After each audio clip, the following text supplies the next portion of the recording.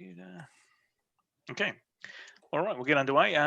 If you'd like to mute your phone, that would be good. And if you have any questions, just put them in the chat box, and I'll be able to see them as we go. And what I'll do is, I think we'll probably just go straight through because there's a lot of topics to cover here. And then at the end, we'll give ourselves 10 minutes for you to ask questions or add things in as you need to. So basically, today we're talking about starting a business, and I'm particularly sort of obviously I'm from Queensland, so my experiences in starting a business is mostly to do with Queensland. So I will. It does cover other areas as well. So basically, these are the topics we're going to cover today.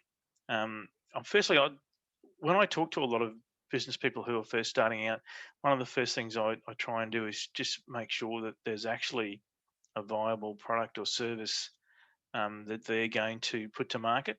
I've seen so many people who come up with a great idea, but it's actually not commercially viable, and I think that's the first thing that we should really have a quick discussion about, and then we can go into things like business plans and structures. Insurance is another big one that a lot of people tend to not cover there very well, and then we'll talk about setting up your online presence, just some basics of marketing and so forth. So that's pretty much the topics that I'm going to quickly run through today. And like I said, if you've got any questions as we're going, just pop them in the chat box and I'll be able to see them as we go. So a little bit about me. I'm an engineer by profession. I worked in the construction industry for 25 years. And then I've morphed into business development and then into running, like helping people out in their small businesses. I've got my own little marketing business in here in Brisbane. I've been doing that for 6 years, and I pretty much work with mostly small businesses now, but I do have a couple of bigger clients that I consult with when they need me.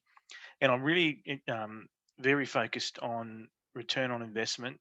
And if you have any clients, existing clients, really trying to stick with them and grow with them. So not go necessarily looking for brand new clients all the time, but try and work out what you can sell your existing clients as an upsell or another service. So basically, products and services. The real question that you have to answer is, what solution are you offering the market? Because normally a product is solving a solution for someone, like solving a problem for someone, and it really has to be in demand. So I'm not sure. Actually, I probably should have asked you two ladies, what you do in your businesses, and maybe I'll do that now. Actually, Bethwin, if you can come off mute and maybe tell me what your business is, or what you're proposing your business to be, if you haven't already started. My goal towards business is to target small businesses and sole business operators for their social media marketing. Okay. The emphasis on that is that I can take them away and give them back hours of their week by doing their social media marketing, either for them or showing them how to do it more efficiently. I am, however, still in the study stage for that. Okay. And in particularly doing Facebook or? LinkedIn, Facebook, Instagram, whatever's the thing for their product. Okay. There's about 20 or 30 different avenues. There's a lot of places you can play on social media, that's for sure. Yeah, so a lot of publishing in Canva's, the popular one at the moment, but not using templates, making it more unique to their business by using images from their business rather than what's available within the app. Excellent. Okay, well, I'll talk about that a little bit too. So that's great. Thanks for that. And Helen, what about your business? I am in the very, very, very early stages. And so I've actually been looking at two businesses. The first one is an organisation and administration business. So helping individuals, whether they need their pantry, office, garage, whatever they need organised. So whether that's decluttering or sort of assisting in finding storage solutions. So that's probably going to be my hobby business, and then my main business is looking at HR consultancy. Oh, okay. Oh, they're quite different. Yeah, very, very different. So have you come out of corporate and you're sort of looking to translate that to smaller businesses? Is that the plan there? Yeah, so I've been an HR manager for the last 15 years, and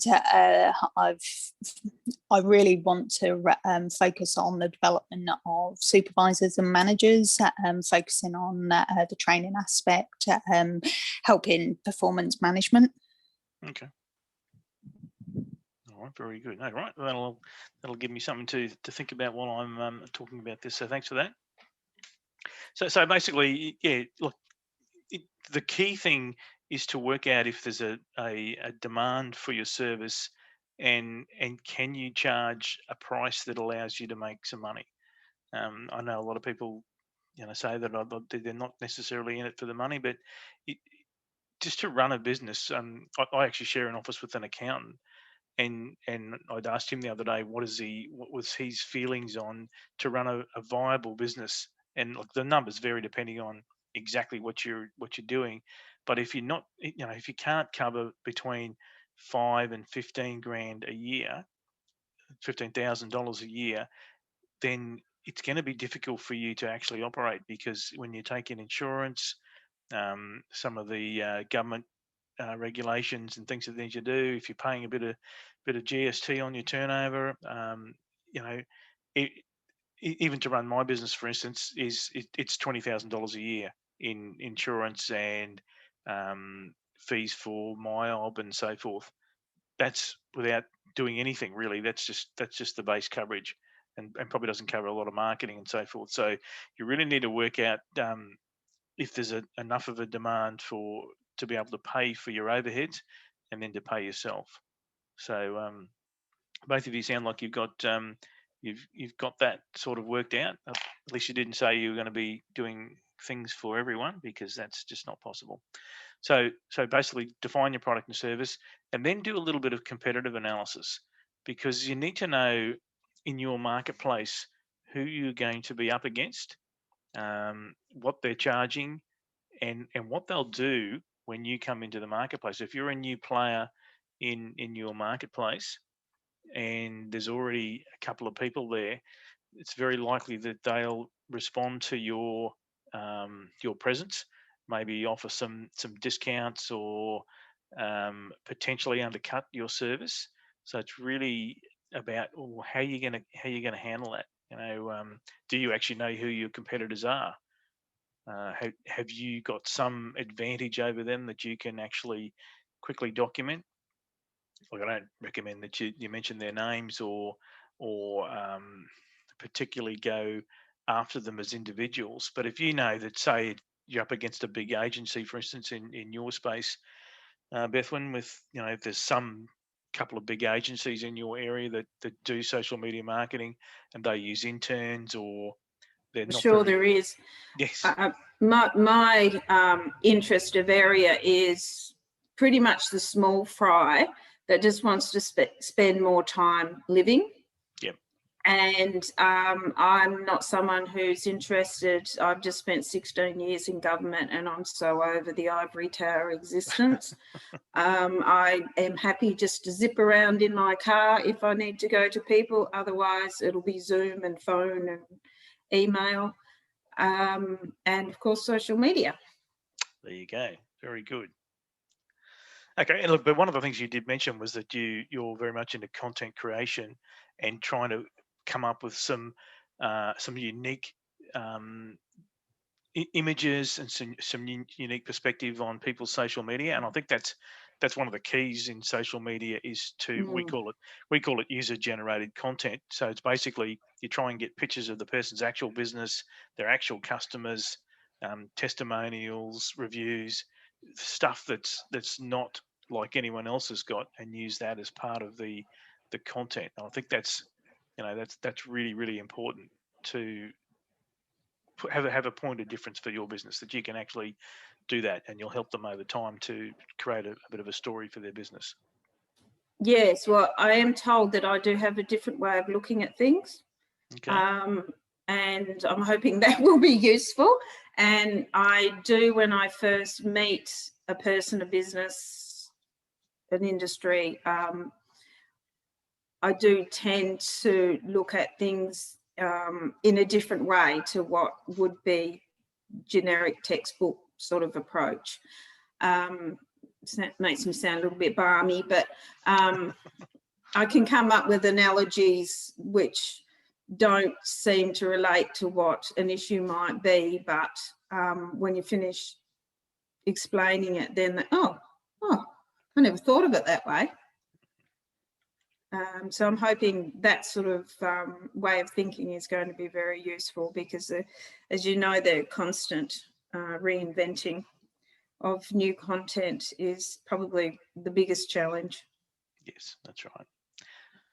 Exactly. And for you, Helen, I know if you're running a bit of a training program and there's a particular niche you've worked in, for instance, or if there's some way you're going to be different from your competitors, maybe you're going to do hands-on training or something. I don't know. Whatever the angle is, you need to document that properly, and then work out how you can get around your competitors and still have a viable business. So I'm sure you've probably had a bit of a think about that already, but that's pretty important to make sure that you want to come up with a product or service which is a bit different, that you can charge enough money for, so that it's seen as valuable and you can actually make some return out of it. So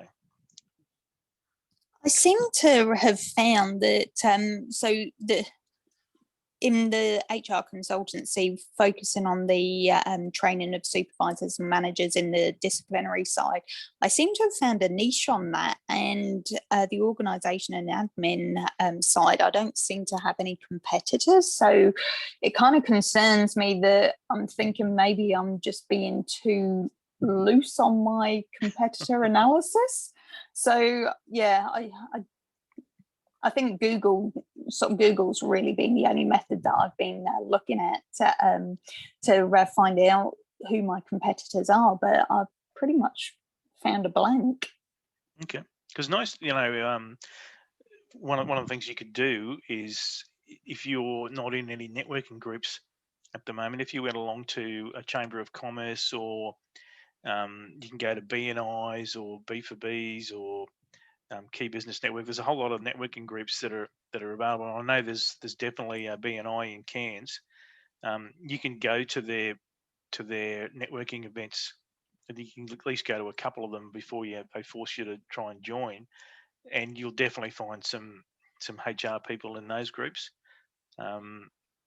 Most Chamber of Commerce would have a HR person who attends. So yeah, they were on my list to get in contact with. So the Chamber of Commerce I'm familiar with, but who are the others? B4B, did you say? Yeah, B4B is one of them. That's I think it's a UK networking group that's in Australia. I'm not sure if they're in Cairns. They're definitely in Brisbane and a few other places up the eastern seaboard. But I definitely know BNI's got a so it's called Business Networking International. It's an American model. I'm definitely sure there's one of them in Cairns.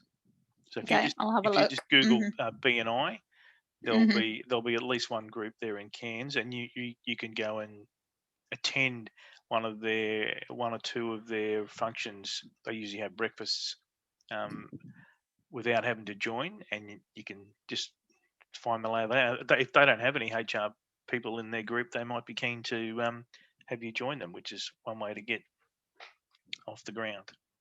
Okay, perfect. Thank you. All right. So where's my cursor gone? There it is.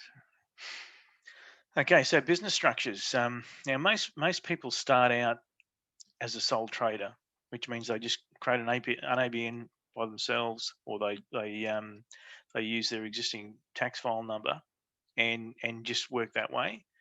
That's probably an okay way to start, but it does involve some risk in that you're personally on the line. So if you form a company instead, and it doesn't cost that much to do that these days. I think even again, I asked my accountant mate the other day how much he charges to set up a company or a trust, and he was saying $1,000 will get you fully set up. So that's get yourself an ACN if you're a company, an ABN, all the paperwork that you need to get through for your tax and for your compliance for under $1,000. So that's actually probably a pretty good way to go if you're actually going to set up a serious business, and it does give you some advantages in that you're not necessarily personally liable for company debts, as long as you follow the law and don't trade insolvent and that sort of thing. So that's definitely one thing to consider. If you're setting up with family members, or there's going to be family people involved in the business, then setting up a trust is another good way, because that allows you to distribute any returns across the family members without so can reduce tax. So that's actually another good way. And then like partnerships are, I don't like them. I reckon there's a lot of risk involved in forming a partnership with someone else in a business venture. But if you do have a joint venture partner, for instance, or someone who's going to be equally involved in the business, then that's another way to do it. But all of those ways, I would suggest that you have a quick chat to your accountant before you go ahead and do something. And most of the time, they will give you a little bit of assistance. But I started out as a sole trader, and then I quickly found that it was better for me to be in a company structure, and I just set that up, and I've had that for 6 years now. So not too hard to do, and it does just make things a little bit easier, and it allows you to sort of easily divide, business away from personal activities as well. And people will give you loans against a company and so forth. So now, finances and cash flow. This is another big one that I find people very much underestimate what they need to do here. So, you do need a little bit of startup capital if you're going to buy a computer, for instance. You're going to set up a website and so forth. So, you do need to have a little bit of money to help you get going. But I would imagine if you're starting from scratch and it's a bit of a hobby business you want to convert, then there's no need to spend a lot of money. Like, you don't have to have $20,000 or something to get going. You can really start for a couple of $1,000s, but you just need to have that money available. Now, bank loans are really tough for business now. That they're lending cash like nothing else for homes and investment properties, but you try and get some money out of the bank for a business, and it's really tough. They used to lend up to 50% of a business valuation. It's now in the 20 to 25 to 30% is the maximum they will lend. So don't expect your bank to really help you out there. And some of the things that are really uh, good to consider is payment terms. Like if you're buying stock from someone, like neither of you are going to be doing that, I don't think. But for a business where there's stock involved, the payment terms that you're able to get really can make or break the business. Like if you're buying things on like 30-day payment, and people are paying you in 60 or 90 days, that can really hurt the business, especially as you're growing, because you're actually going cash negative, and cash negative for a month to fund selling stock to people. So that's a really big one to look out for. But both of you don't have that problem, so that's fine. The other thing is, I see a lot of people build websites, and they do, they create content, and they do some really good things getting ready for the business, but they forget to allow a marketing budget. and you really do need to spend and marketing in this case could be, like I mentioned to you before, Helen, going to a BNI event or going to a Chamber of Commerce event. You really do need to have some money set aside to allow you to do those sort of things. If you're going to run an online store, you need to set up a payment gateway, and even if you don't use a bookkeeper, it's really good idea to purchase some accounting software. So whether it's something like QuickBooks Online or MYOB, Mind Your Own Business, or Xero is probably the most popular one now for most small businesses, and it's only $20 or $30. Actually, I think it's $30 a month is the smallest package now, but it's really good because if you link your bank account to it, it'll actually allow you to process all of your business transactions and keep a track of your revenue and your costs. It'll give you a P&L every month, the profit and loss every month. It'll actually calculate your GST requirements. So it's really actually very useful to have that accounting software, and it's quite easy to set up. So I think that's probably a really key thing to consider when you're starting your business. Make sure you have those that accounting software in place, and really look at what you need to get going, and what your fixed and variable costs are going to be. Uh, like there's just about all the software and things you can purchase for a business now. You can get them on a monthly subscription, but they do mount up over time. So it's actually a little bit different now. We used to have a lot of fixed costs, like things that you paid once a year, but now you can virtually convert everything to a monthly payment, which makes it a little bit easier in one sense, whilst you keep track of things. So insurance is the other big area that I see a lot of people don't cover properly. Now, any sort of business, you really should have public liability insurance. So that's if someone has any problem with your products and or with coming to your premises, you really need to have that. Professional indemnity if you're giving advice, which I think Helen, you would need that for your business.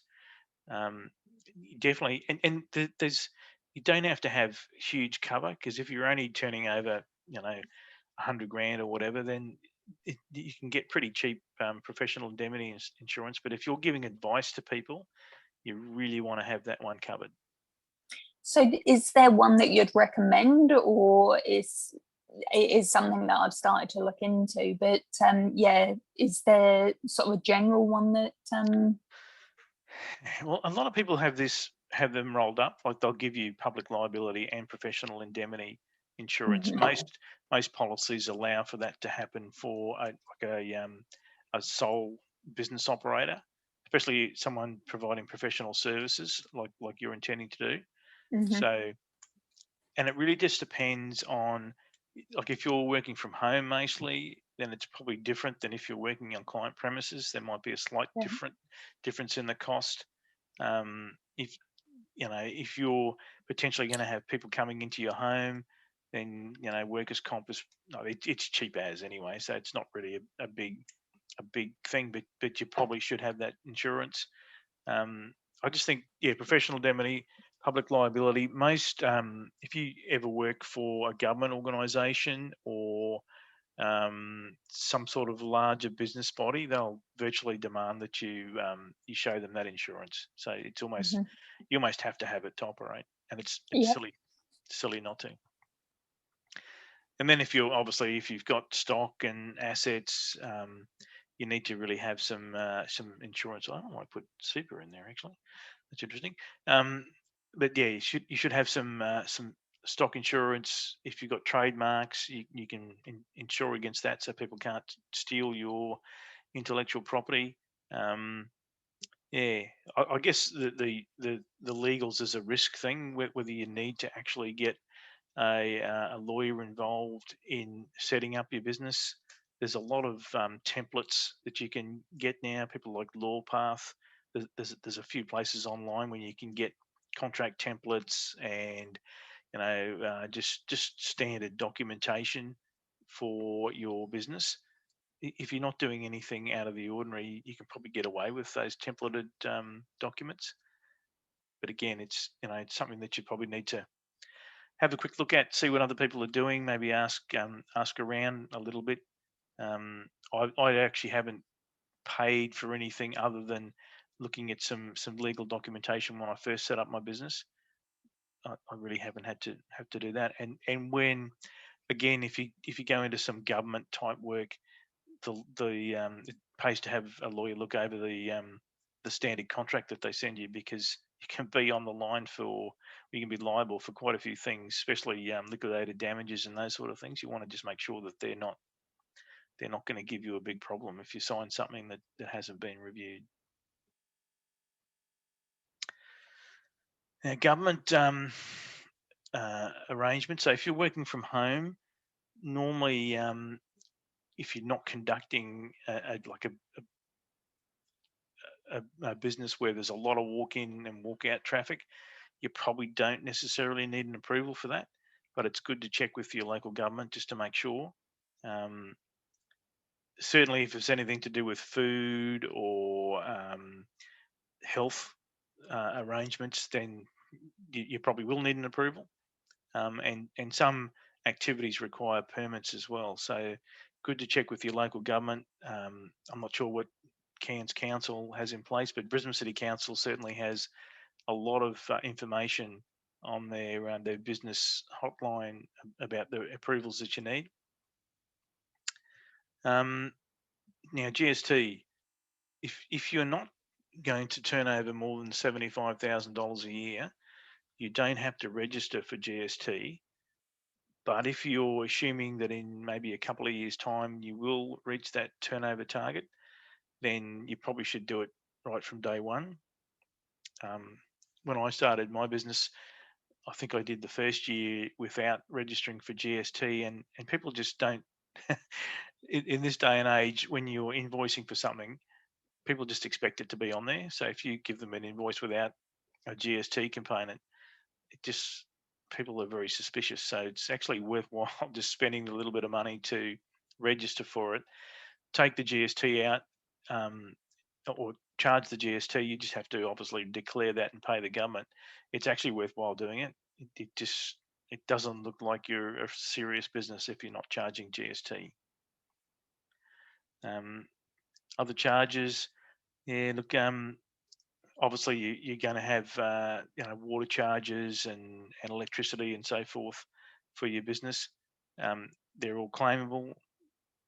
Even if you work from home, you can claim a percentage based on either floor area used or rooms used. And a lot of people charge 10% on their electricity and water charges and so forth for the use of a room in their house as a home office. So those things are all quite legal to do. Now, this is resources. This is a big one, because a lot of people, when they start out, try and do everything themselves. But there's so many contractors around that you can use. I don't have any permanent staff in my business, but I do use a labour hire company. So I've got a couple of graduates that I use, and rather than put them on and have to run payroll and manage all the super and all the other payments, I just pay the labour hire company to do that, even though they're not really labour hire. They're sort of people that work for me semi-regularly, but it's just much easier for me to just put them through a proper payroll system. They manage the timesheets. They manage any sort of issues with super and so forth.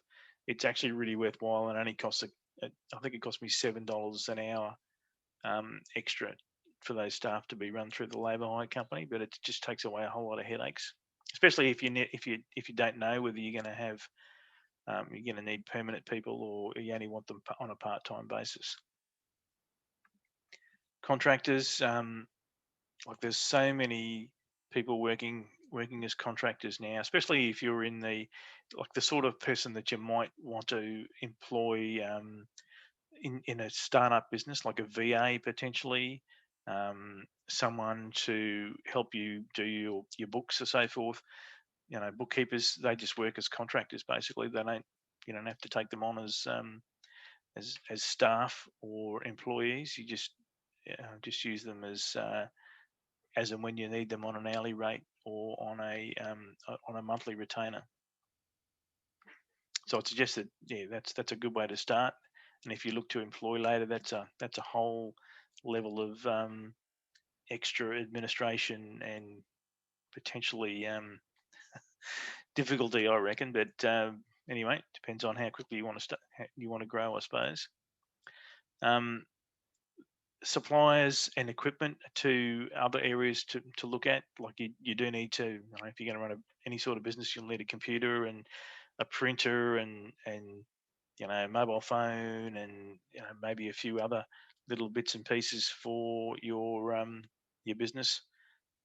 Those things can all be rented. Like you don't have to buy them straight up. So it's just a matter of whether you've got the cash to buy things. If you buy it up front, it's probably going to be cheaper in the long run. But have you got that money available to do that?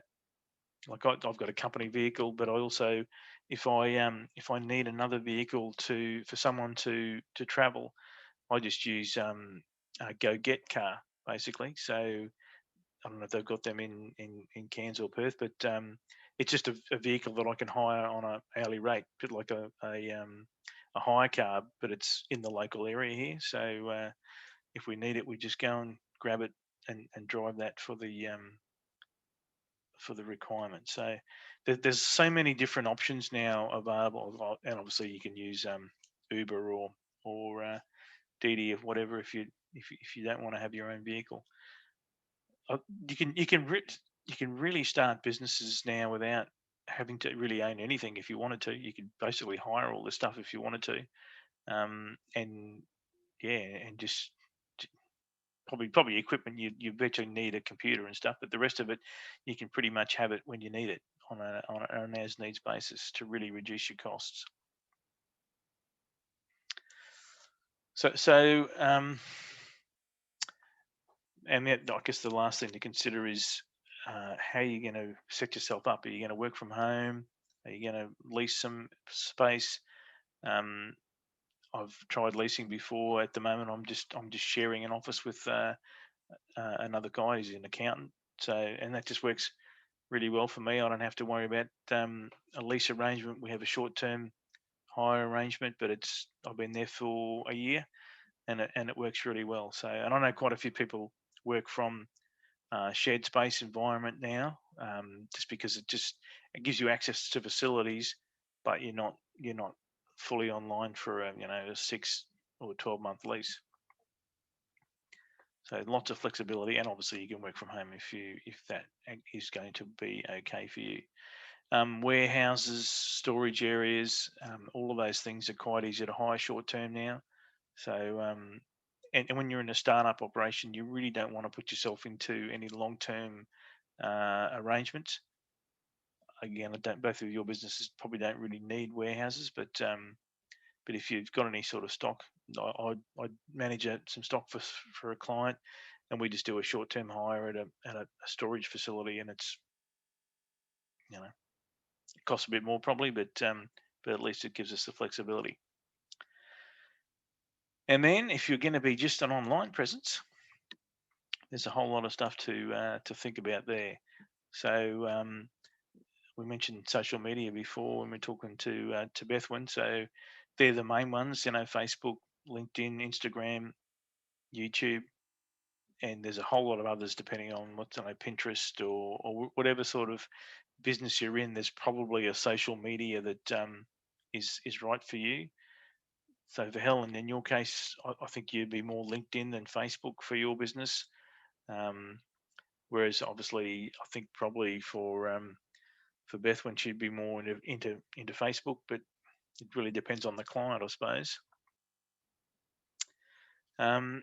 Setting up websites these days, I've seen people waste a hell of a lot of money on websites.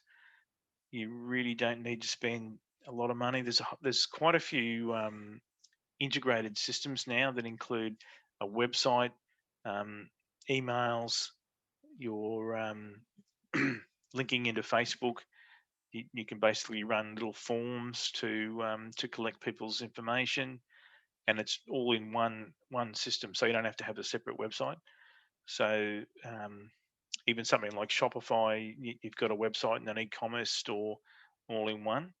So there's plenty of options there. I'd suggest that if you're in startup mode and you haven't actually committed to a website or a CRM and any sort of system to manage your business, that you have a really good look around, because there's so many off-the-shelf systems that'll virtually do the whole lot for you.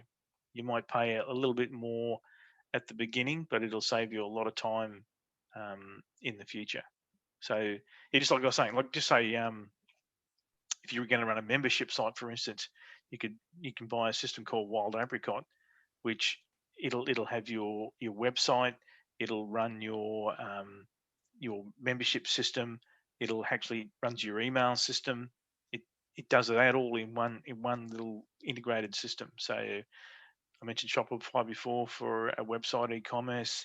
There's things like Encore, which is a system, a Brisbane-based system, which will do your website and emails. There's a whole lot of other ones around that you can look at. So before you commit to any sort of big spend on that, I'd recommend you have a really good look at if there's something off the shelf that you can buy. What would you say is an average price for getting your emails, your domain name, and your website set up? Well, if you do it yourself, like domain names are pretty cheap. Somewhere between $50 and $20 a year is for a URL. So I don't know, hrcans.com.au or something like that, whatever you're going to call yourself. You could, if it's available, that'll only cost you somewhere between $15 and $20 a year. The really cheap websites, like you can set up your own website on Wix or one of those other systems quite cheaply, but it will look cheap. That's the only problem. If you want it branded nicely, if you want some sign up forms in there, if you want to have some potential downloadable items that you can use for lead generation, you're probably not going to be able to do that on one of those cheap websites. You probably have to go with something a little bit more complicated. And if you're going to sell things online, WordPress is probably the most popular platform that's used in Australia. A WordPress website to set up, like some people will do them for $1,000, but typically probably $2,000, that sort of number. That's for a 5-page website. So a home page, about us page, something about your products and services, a contact us page, and maybe a page of something else. That's a typical sort of website build. You should be able to get that for, I know some people do it for $1,000, but then they charge you, $200 a month to host the thing. So you'll pay for it anyway, whether you pay for it up front or down the track. But certainly if you're starting up, do not spend $10,000 on a website. I've seen people do that, and it's just crazy. You don't need to do that. And CRMs, and if you're starting out and you don't have many contacts, I would say just use MailChimp. If you've got a handful of contacts, if you're just going to do some autoresponders, so if someone signs up, you want to send them something, you can set that up in MailChimp. Your website can link straight to it. The data goes straight in, and it can actually send people an email straight away. So if you want to do something a bit more complicated, then there's a whole swag of CRM email marketing systems. I'm an agent for one of them. It's called Keep, but I wouldn't recommend that for a startup. It's more for someone with an e-commerce site and over 1,000 contacts, because you can actually then the couple of $100 a month that it costs, you'll actually get a return on investment for that.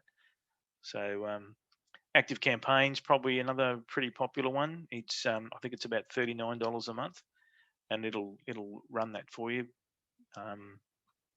But if you're starting up and you've only got a handful of contacts, I would say just get yourself a cheap WordPress website, link it into MailChimp, and use those two systems for your initial setup.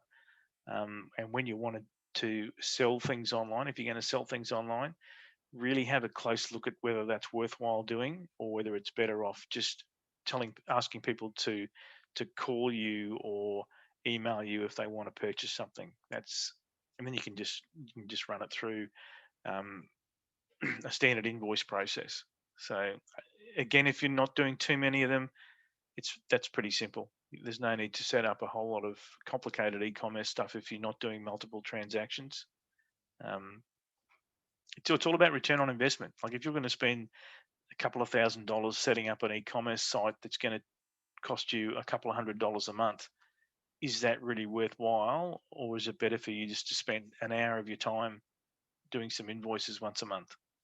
It's just really depends on how you want to set it up.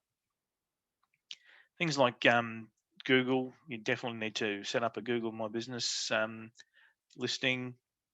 Some people still do census. I suppose it's free to just do a listing if you have a landline or a mobile phone number. So and there's also other directories, business. I mentioned Chamber of Commerce before. If you join the Chamber of Commerce, they will have a directory. Some of the local business groups have directories you can join for a small fee. So they're all worth considering, because one of the things about it is the more presence you have, whether it's on social media, business directories, obviously through Google, the more places you turn up when people search your name, the better that is for your SEO, for your search optimization, and the more traffic that gets passed between all of those online presence and lands on your website, for instance, that's much better for your organic traffic. That'll help you show up higher in the list if the traffic's being passed around and people end up on your website, basically. But don't spend a lot of money on it. Don't get trapped into signing a big SEO contract or spending a lot of money on a website, because it's not really worth it. At least not initially, anyway. Righto, how are we going for time here? So once you've got all that set up, I would say just write yourself a small business plan. It doesn't have to be anything too major, but it's good to set yourself some targets. How many clients do you need? What products you're going to lead with, and how you're going to set up your delivery. Do you need a joint venture partner? Are you going to work with someone else potentially?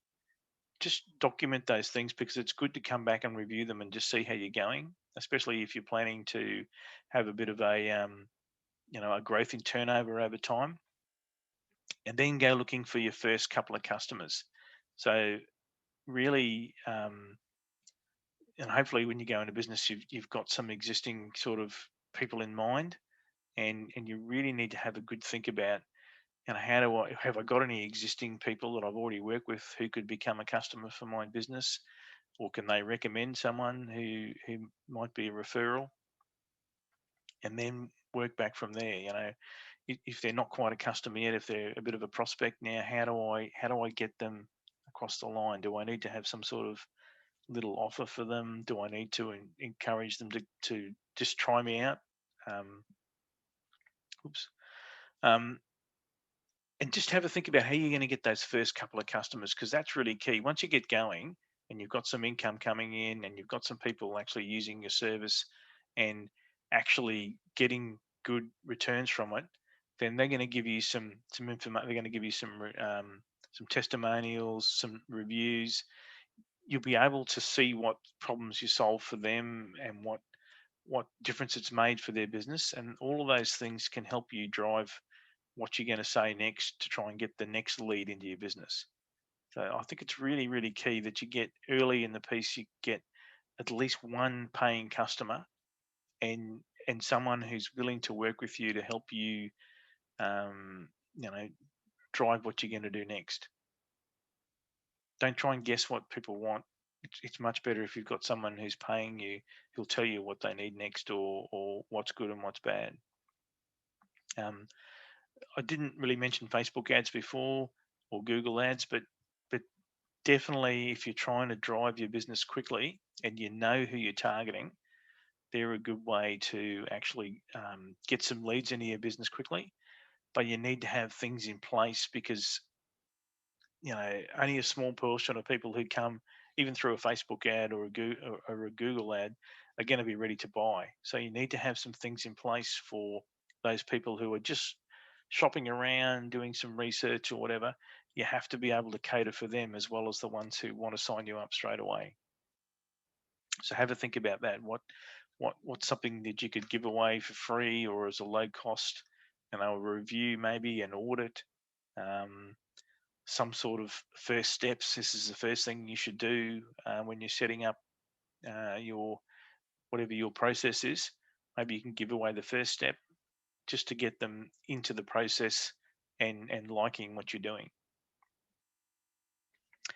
Well, I know we're almost out of time here, and I do want to give you a chance to ask me some questions. So, like the ASBAS program that you've signed up through here, there's I think there's about 50 advisors in the program now. There's pretty much an expert on any topic you could think of. So if you want extra information, then definitely tap into that advisor program, and you can pay for a one-on-one session to have a good look at your business and your ideas and get some advice. There's a whole lot of government programs and information sources online.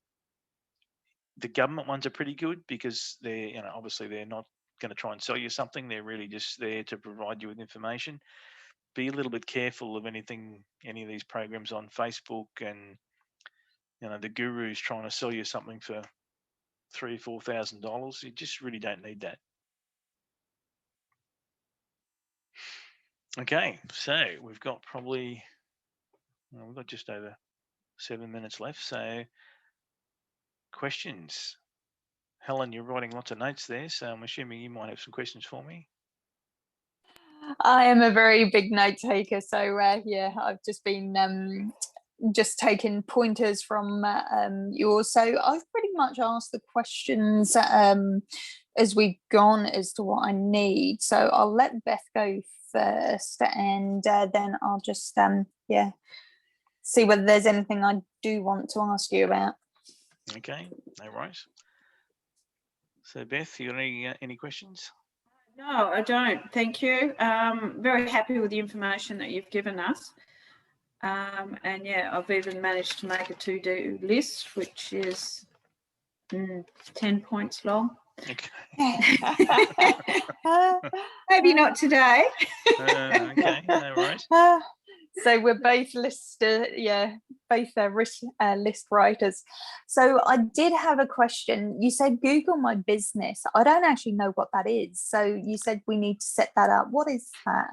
Well, if you just Google My Business, it'll tell you what it is. So it's basically just setting up a little listing on Google that specifies your business location. So when you go to Google Maps and you look at Google Maps and a business will come up with a little icon. It's just setting that up. So if someone searches for you, and if you're working from home, you may not want to do it from your home address. You might want to do it from your post office box address or from a shared office or something. But it's really good to have it there, so people, when they actually search for you, it'll help with your Google rankings, but it'll also let you come up if they actually do a physical map search, they will be able to find you. Okay, perfect.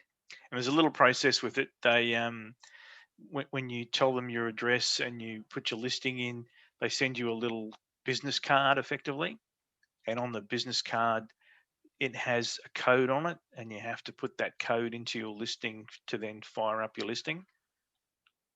So it takes about, I'm not sure how long it's taking now, but it used to take about 6 to 8 weeks between the time you signed up and the time that they sent you the business card, and then you put your details in, and then they showed you live.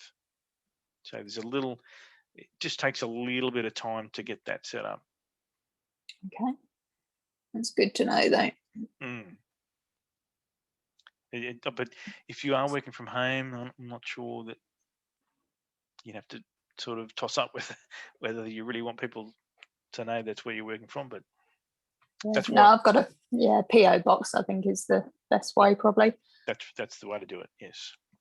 ABN lookup will show your address anyway, won't it? Yes, it will. But if someone's doing a Google search and they're just doing on Google Maps and they just type in your business name, if you've got a Google My Business listing, you'll come up straight away. Yeah. No, I'm just wondering that as for the privacy of domestics, that really people could find it out anyway, couldn't they? Oh, they can. But yeah, it's just about whether you want it up in lights or you just want it sort of. Yeah, exactly. Shoved in their faces, or they have to dig around a bit. That's right. Right. So one more question from me. You mentioned Shopify, which I was familiar with. Who was the other one? Encord?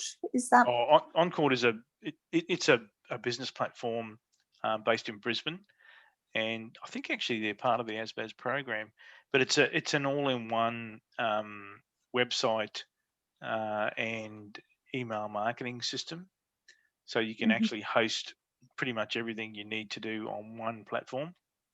So just wanted to check the wording of that or the spelling. So Oncord. It is. Okay, perfect. I'll look them up. Yeah. But there are other platforms similar to that you can use. It's just a matter of how complicated you want to be and whether it needs to work together with something else. Because some